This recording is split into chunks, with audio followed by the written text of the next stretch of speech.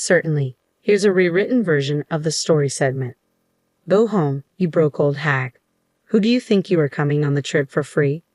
I was astonished, as usual, by my family's behavior. I'll show you, I thought to myself, deciding how to punish them. While I was away from my family, enjoying some peace and quiet, my younger brother called me. Hey, what did you do, sis? My name is Karen, a 30-year-old office worker. I have a boyfriend of 3 years named Adam, a wonderful man who is gentle, caring, and considerate. We met in university. He was a senior when I was a junior. Whenever I had work or personal troubles, I often confided in him. He would listen empathetically to my stories and give me sound advice.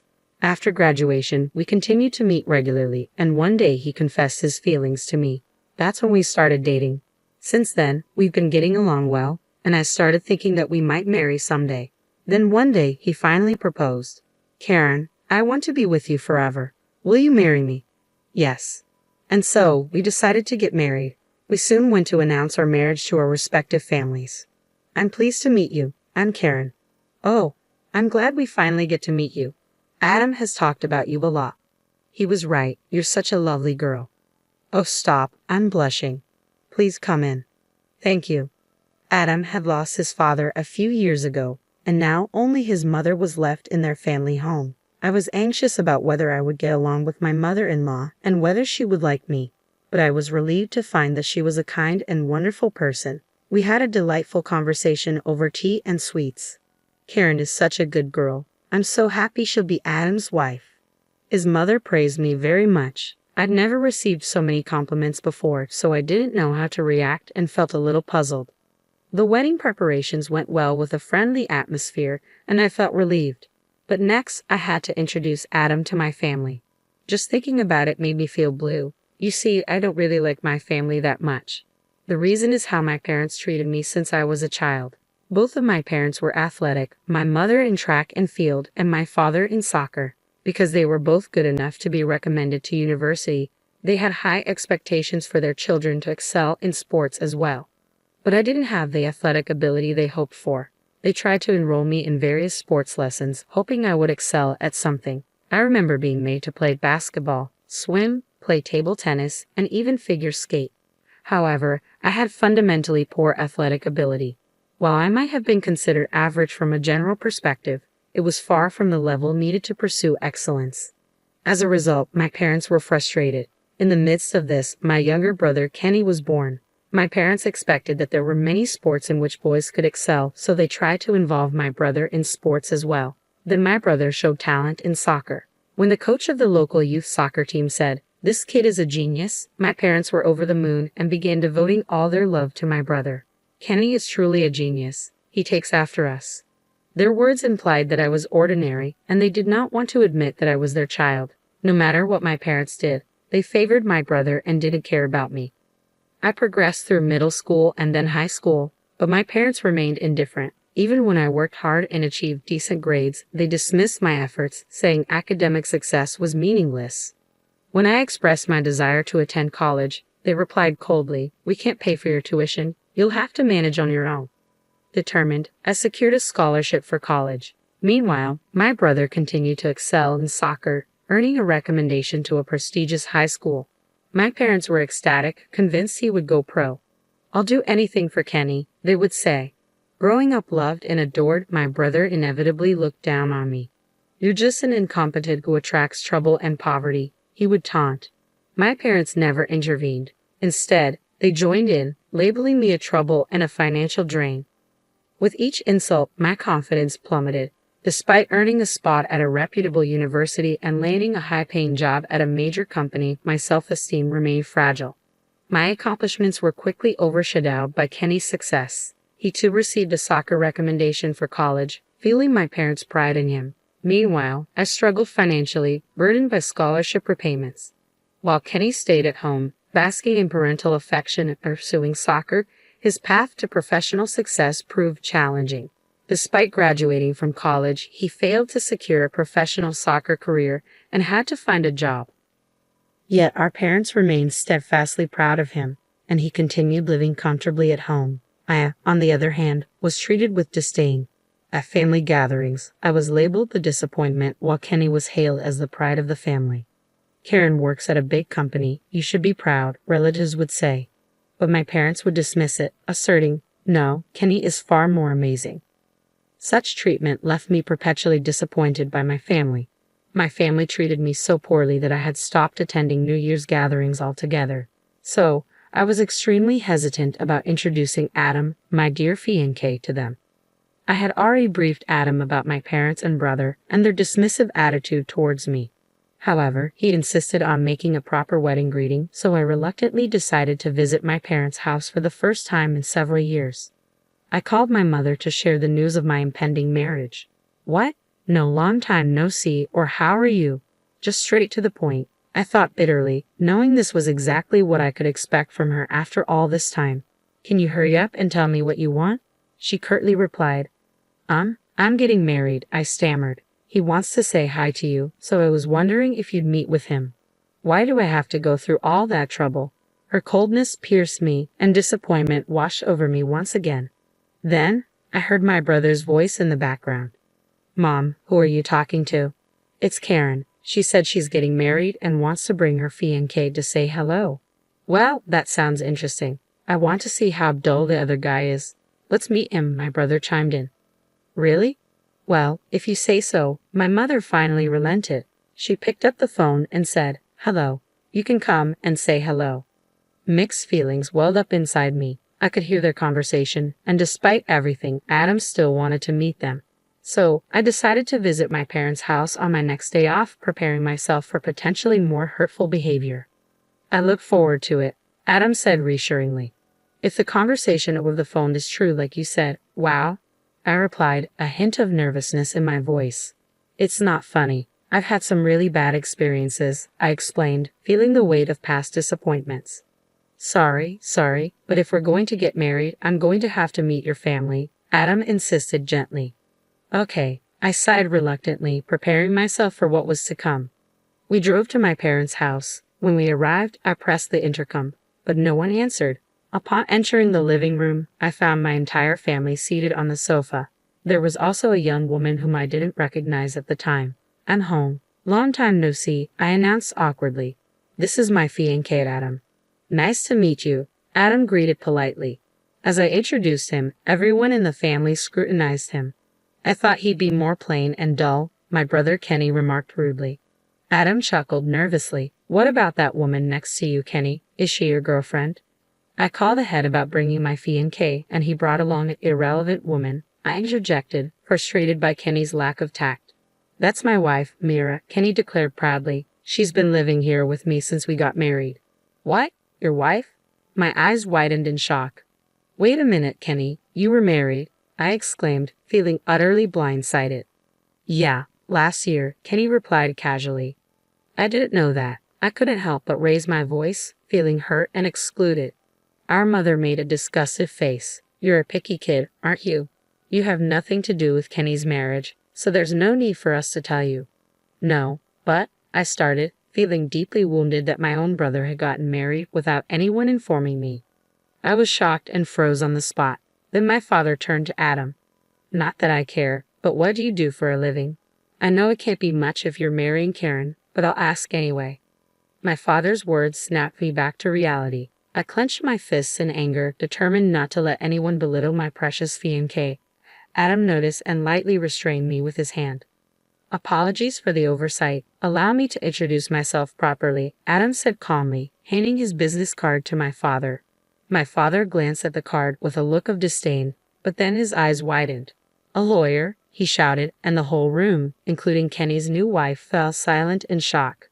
This is amazing. Mother, get him some tea. Quickly, my father ordered, his tone completely changed.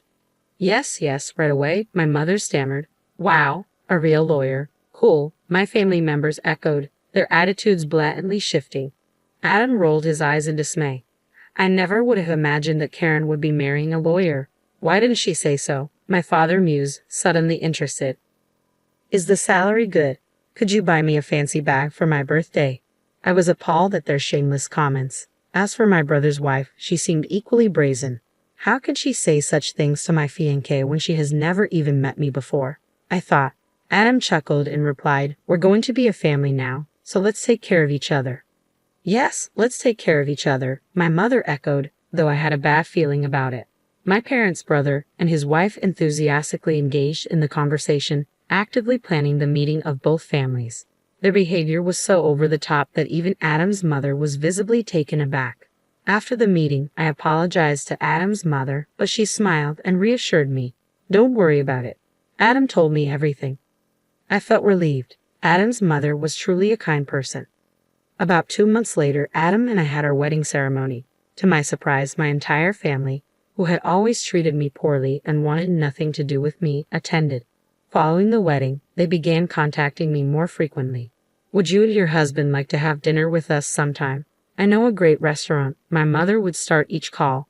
It was clear she was trying to ingratiate herself because Adam was a lawyer and made a lot of money. But I wasn't going to fall for her scheme. "I'm a little busy right now, so I don't think I'll be able to make it. I'll let you know when I can." "Okay, I'll wait for your call. Any time is fine for us," she'd reply in an overly cheerful voice. It was obvious she didn't care about me, only about exploiting my marriage to a wealthy man. After a few months of no contact, she called again. "Hey Karen, when are you going to get together with us?" she asked in a giggling tone. "I'm sorry, I've been a little busy," I responded, about to hang up. "We're talking about celebrating my 60th birthday," she continued. "We've been paying for your high school education and your father and I have supported you, haven't we? I think it's only right that you return the favor a little." Reading between the lines, it was clear she was hinting that I should pay them back. While it was true that they had supported me through high school, I had funded my own college education. Nonetheless, I felt a sense of obligation. "All right, we'll join in the celebration," I agreed reluctantly. "Really? Then we're planning a family vacation." "Let's go together," she said, her tone filled with excitement. "A family vacation," I echoed, feeling a mix of dread and resignation. I didn't like the idea, but I thought it would give my husband and me some time alone together. When I told Adam, he agreed, so we decided to join the family trip. When I informed my mother, she was overjoyed. "I'll send you links to the hotels we want to stay at and the plans for other things." "What?" I was taken aback as she sent me numerous links. Reluctantly, I reviewed the contents and found websites for luxury hotels and restaurants. I was appalled at how extravagant the trip was becoming, clearly a ploy for them to extract money from us. However, I thought this would be the first and last time, so I proceeded to make the reservations. My mother was ecstatic when I called to inform her that everything was set. "I'm looking forward to it. Thank you." The day of the family trip to celebrate her 60th birthday arrived. We had planned a trip to Kyoto. We boarded the plane and headed for our destination, my parents, brother, and his wife all visibly excited. Upon arrival at the airport, Adam and I informed them that we would be exploring on our own.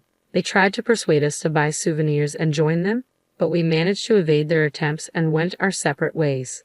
We spent the day enjoying sightseeing and quality time together. Time flew by, and soon it was time for dinner. We met up with my family in front of the fancy restaurant where we had reservations. "You're late," my brother complained.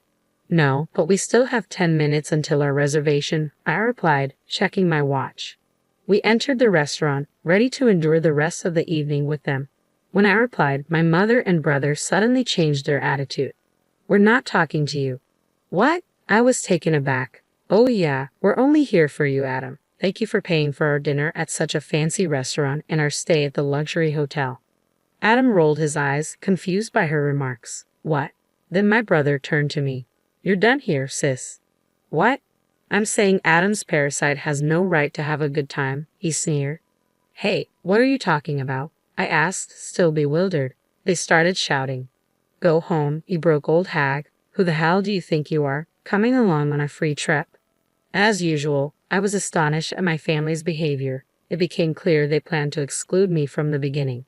I whispered to Adam, "I'll show you how I decided to punish them." "Okay, I'll leave," I announced. My parents, brother, and his wife looked triumphant as they led Adam into the restaurant. Quickly, I made some arrangements. Fortunately, a good hotel had a cancellation, and I reserved a room there. I checked in, took a relaxing bath, and enjoyed the stunning view, relishing my time away from my family. Just as I started to unwind, my phone rang. It was my brother. "Hey, what did you do, sis?" "What's wrong?" I asked, feigning innocence.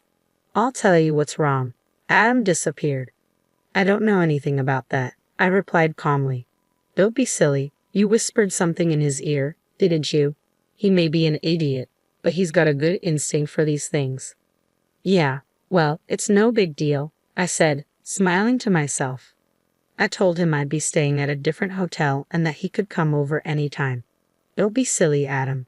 My brother snapped. He said he got a phone call before the food came, got up from his seat, and didn't come back. We had to pay for that expensive food and to drink ourselves. Oh, really? But it's your mother's 60th birthday celebration. Isn't it normal for you to pay? Shut up. I'm going to charge you for it later. My brother fumed and hung up the phone. Soon after, Adam arrived at the hotel where I was staying, smiling. How did it go? Was he mad? I asked. He was furious. You were supposed to handle the flight, the restaurant, and the hotel bill, but they misunderstood and treated you so poorly. Those people are beyond saving, Adam said, shaking his head in disbelief. We gathered ourselves and enjoyed a meal at the hotel's high-class restaurant. Afterward, we relaxed in our room and welcomed the next morning refreshed. We woke up early and enjoyed sightseeing. To avoid conflicting with my parents, we changed our flight time and left early. While waiting for our flight, my phone buzzed with numerous calls from my mother. Hello, what's wrong? I answered. What the hell is going on? Why aren't you paying for our accommodations? She demanded. Because that's how I made the reservation. Don't be silly. I can't pay $700 per person. You had a good time. You should pay for it unless, of course, you want to get caught. That's enough. You are a parasite and a smug. You're the parasite, I snapped back. I was going to pay for this family vacation with all the money I've saved as a way of repaying you for all the support you've given me. It's your fault that you misunderstood and turned me away. What? Did you plan to pay for your own accommodation, food, and drink? Yes, that's what I'm saying. Oh no, there's no way you can afford that much money. Don't underestimate me. I work for the head office of a big company, and I'm a section chief there. I have quite a bit of money saved up, and my monthly salary is a lot higher than Dad's. What? My mother was absolutely stunned when she learned the truth. But it doesn't matter anymore. I've decided to cut you all off completely. I've got a plane to catch, so goodbye. I hung up and blocked all calls from my family's numbers. Fortunately, I hadn't told them where I worked or where we lived, so they couldn't reach me. However, the idiots stormed into the lawyer's office listed on the business card Adam had given them, demanding to see him and disrupting his business. My brother even broke some equipment, which was reported to the police. They were arrested and had to pay for the damage and fines. After spending so much money on a family vacation and because of the arrests, both my father and brother were fired from their jobs. Now they are all working part-time or as freelancers, living unwealthy lives and constantly bickering with each other. They really are idiots and deserve it. Meanwhile, Adam and I are still living happily. I got pregnant and gave birth to a beautiful baby girl. We rejoice over the birth of our daughter with my husband and mother-in-law. I will continue to cherish my husband, mother-in-law, and daughter and enjoy a happy life with them.